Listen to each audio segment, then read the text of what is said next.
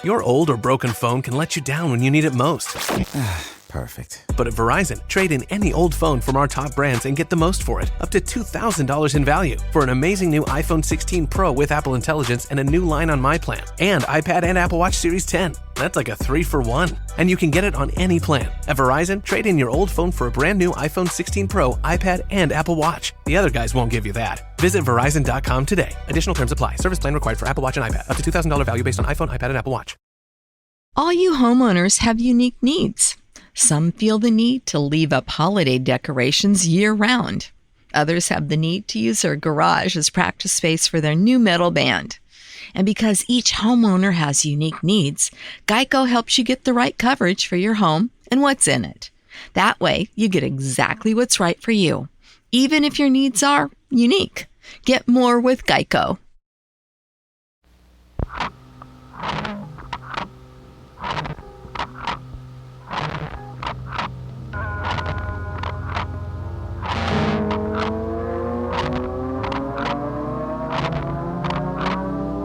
This is the Berman Project.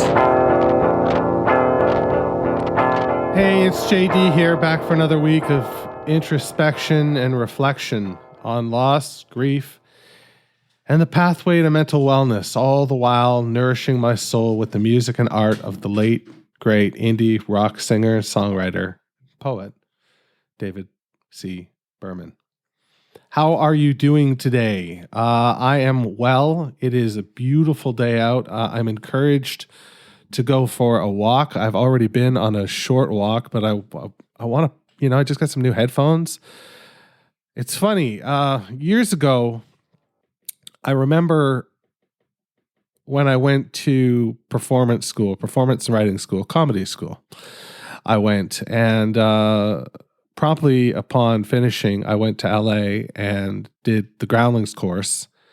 And then when I came back from LA after I ran out of money, I ended up getting a job writing for this radio station. And I remember meeting the gentleman who would be my boss and mentor. And I remember him saying to me once, he's like, you've got all the gadgets, you've got all the tricks. You just got to put in the work now.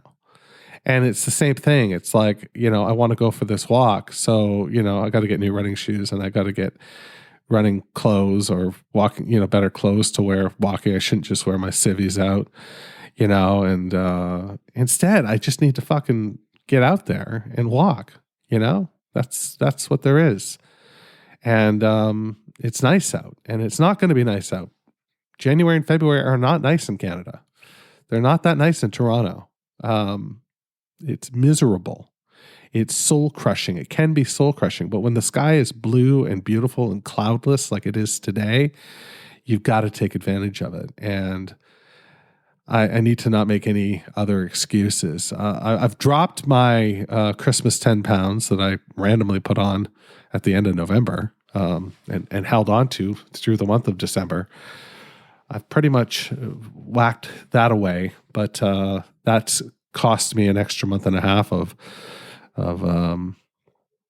weight loss that I would like to be working on. God, I'm just, I was going through photos the other day, and I was looking at these photos from 2014 when I was in Hong Kong and Manila, the Philippines.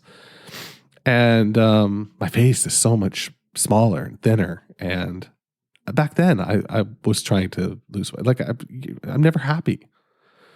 And it's miserable. That's just miserable. It's a miserable way to live, to just never be at ease with yourself. And I don't know what the solution is, but it's not drinking your face off or eating all the pot. It doesn't seem to work. It makes me feel good for the time being, but it, when I wake up, there I am. So there's that.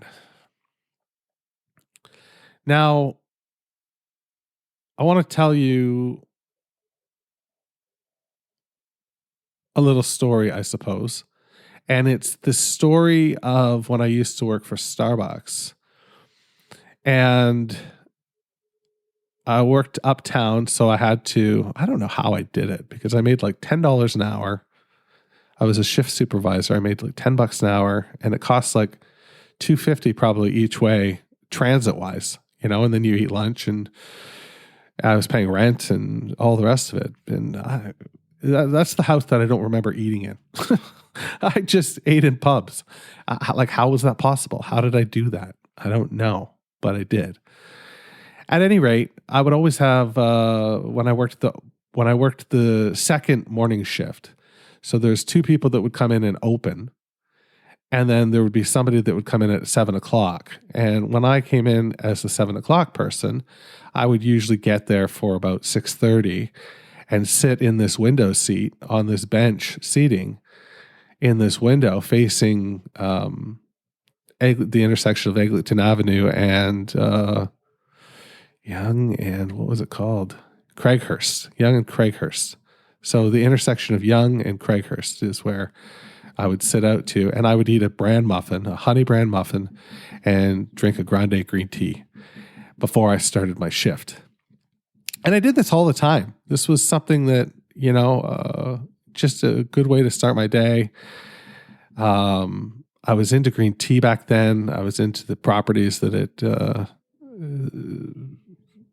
supposedly had, and I felt good, and I was in my 20s, so it was impossible not to feel good, right?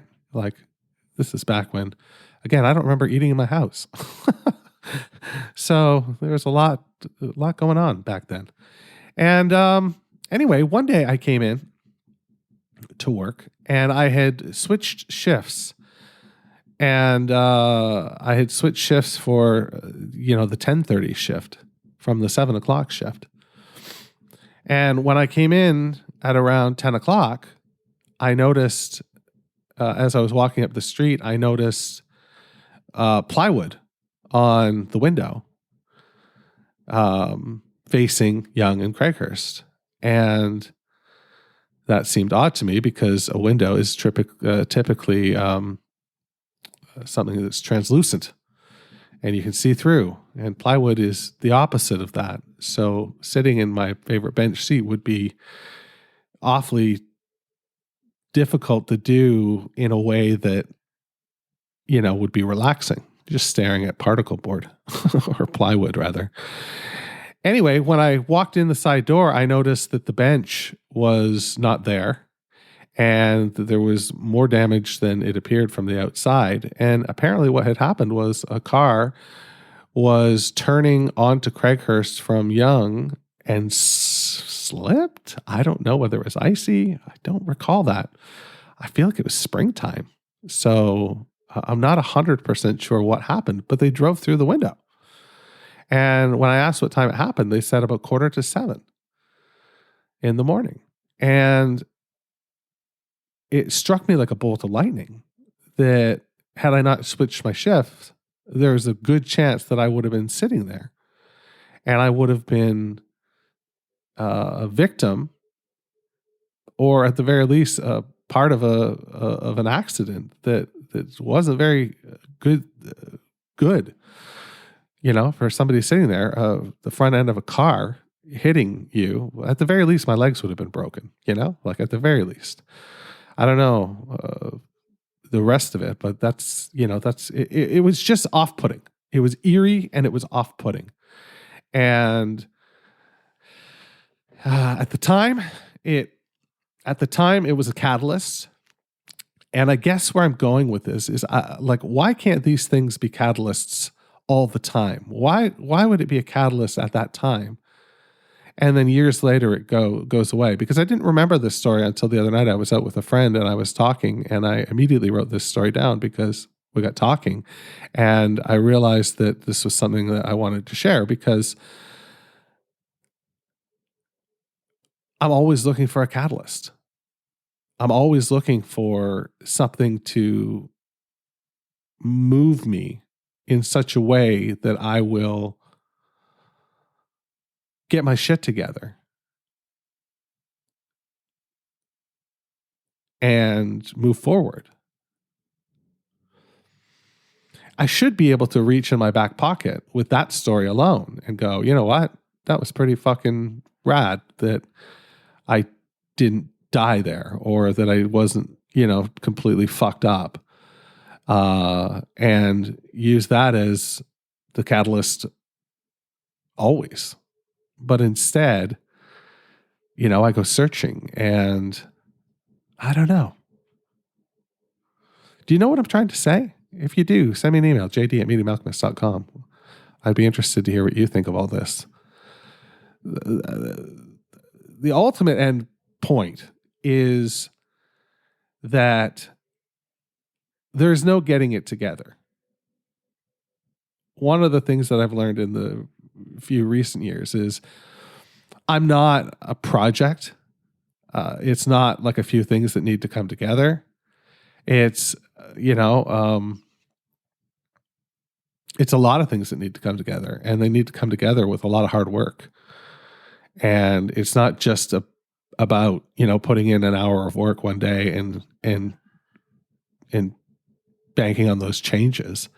It's constant work, and it's constant hard work. And there are many times that I just don't want to do it. And that's deflating and frustrating and really quite difficult to wrap my head around. Do I want to get better? I think I do. I think so. But I don't know what's on the other side of that door. I just don't know. Oh, get him out of there. What if it costs 25 cents to wake up in the morning? $1, $10. Pay it. All the way to the poorhouse. It's not made if it's in Roanoke. Okay, here it comes, night. It's pulling up in front of our house like a bus. Came at me with shears. The sweater had faces all over it, famous faces, knitted all over it. Porch swing ticked off Central Daylight Time. How many hours do you think it'll take me to smoke this cigarette, she said with a smile. The smell of fried foods came drifting out one of the castle windows. Let's go around back, I said. My brother burned some stuff back there. We ducked down and walked through the black bushes. My shoe made a sucking sound in the turf. He can afford anything, I said. He's got dogs that blow on trumpets. Treesh, gust. Thunder. Cracks over Ben Franklin's shop. Who wrapped my dreams in a blanket and led them outside to the black book in the yard. This river leads right up to the party. How do you like my little boat? This is the way pioneers took to other settlements. We'll be there in 10 minutes. You can see the lanterns from here. When we get there, we'll go upstairs and make 3 long-distance phone calls. Hey, what Indian tribe occupied Southern California? They're a lucky bunch of fellers.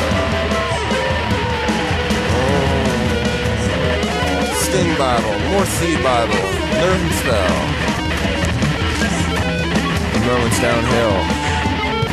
Moments downhill. Towards sleep in the Stillwater shop. Imagining places I was almost sure I'd never been, and had taken to assuming were the memories of my grandfather somehow deposited in my mind. They were there and gone. Just before I could get my bearings, catch any names, and find out where the hotel was. Just a pile of glass shavings that could not ever be reassembled into the gone order of buildings and the shade pouring off of them.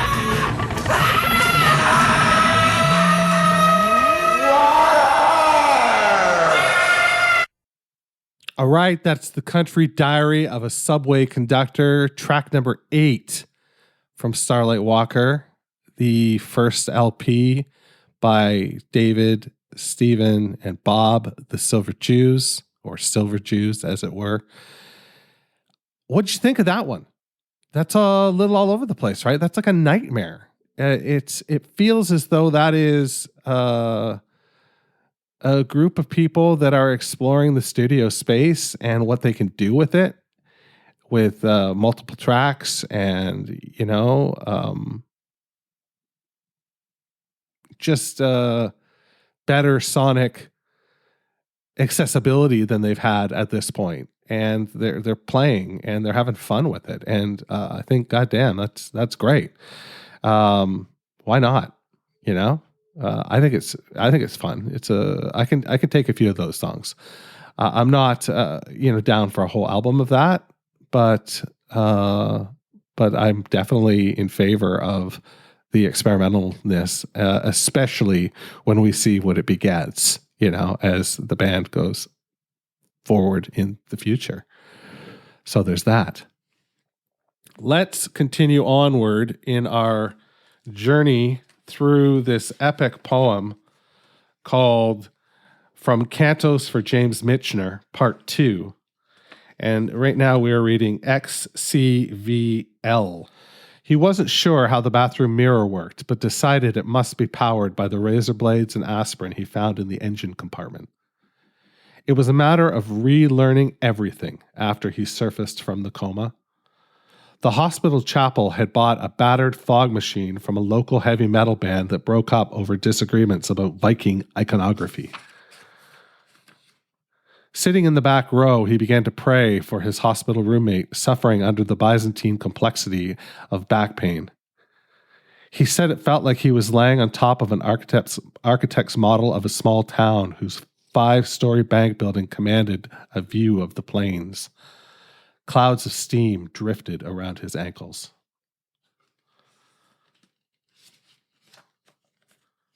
Man, I love that first bit. He wasn't sure how the bathroom mirror worked, but decided it must be powered by the razor blades and aspirins he found in the engine compartment. That's fucking badass. That is great. Yeah, I love that. This is great. This is, I'll have to put it all together at the end into, I'll do a separate episode and I'll string it all together so you can hear it as it was meant to be heard instead of just breaking it down. But yeah, that's some good shit there. And we've come to expect that from our friend David Berman. Just a master of words, like really, truly. I'm so impressed and it's so wonderful to hear. But that's what I've got for you this week. And I hope that you are well and stay hungry, stay foolish, and wash your goddamn hands. The Berman Project is a production of Duvra Podcasts and Such. You can find out more about the show at www.thebermanproject.xyz. That's right, I'm fucking Canadian. I'm also social. Find me on Twitter, Instagram, and all the rest at Berman Project.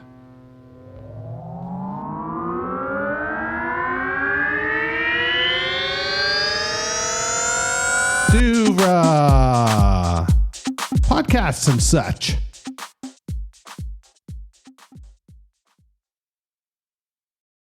All you homeowners have unique needs. Some feel the need to leave up holiday decorations year-round. Others have the need to use their garage as practice space for their new metal band. And because each homeowner has unique needs, Geico helps you get the right coverage for your home and what's in it. That way, you get exactly what's right for you, even if your needs are unique. Get more with Geico.